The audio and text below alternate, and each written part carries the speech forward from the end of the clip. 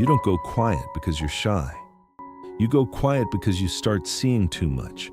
You're in a group conversation. People are talking over each other. Someone laughs a little too loudly. Another person nods, but their eyes drift away. At first, you join in. You add a comment, maybe even a joke. But after a few minutes, you go quiet. Not because you have nothing to say, not because you're shy, not because you feel intimidated. You just stop talking. And someone eventually notices.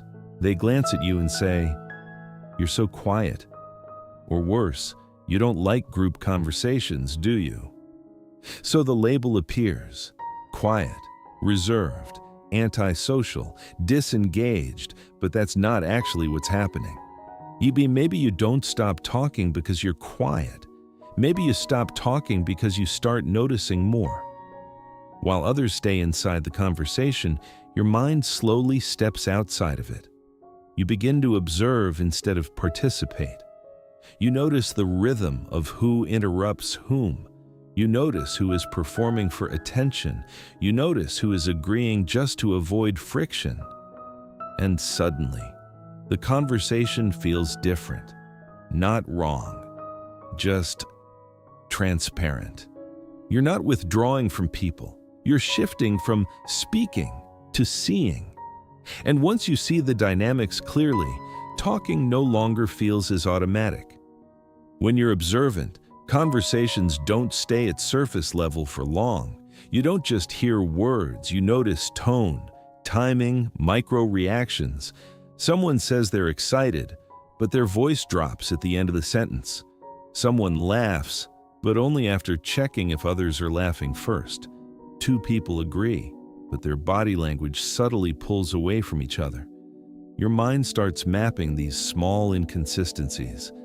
It's like watching two conversations at once, the one people are having and the one happening underneath. While others are focused on what to say next, you're noticing how the energy shifts when certain topics appear. You see when the conversation becomes competitive, when someone tries to dominate, when someone fades into the background, and without deciding to, you move from speaker to observer. Because observing requires silence. Talking would mean stepping back into the performance, and sometimes you'd rather understand the scene than act inside it. But this awareness has a cost. The more you notice, the harder it becomes to fully relax in group conversations. Small talk starts to feel repetitive, not because it's meaningless, but because you see the patterns behind it. You notice when people are filling silence, when they're trying to impress, when they're avoiding something real, and it creates a strange distance.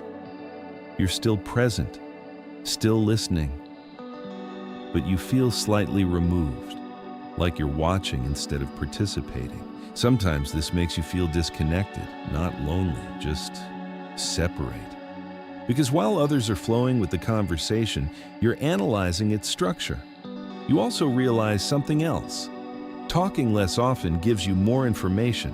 Silence reveals who seeks validation, who becomes uncomfortable, who tries to pull you back in. So without intending to, you stay quiet longer, not as a defense, but as a vantage point. So when you stop talking in groups, it's not always withdrawal. Sometimes it's perception taking over. You're not disengaging, you're recalibrating your attention. You move from participating in the conversation to understanding the dynamics shaping it. And once you see those dynamics, speaking becomes a conscious choice, not an automatic reaction. Some people talk to stay connected. Some talk to fill space. Some talk because silence feels uncomfortable. But you sometimes stop talking because you've already seen enough.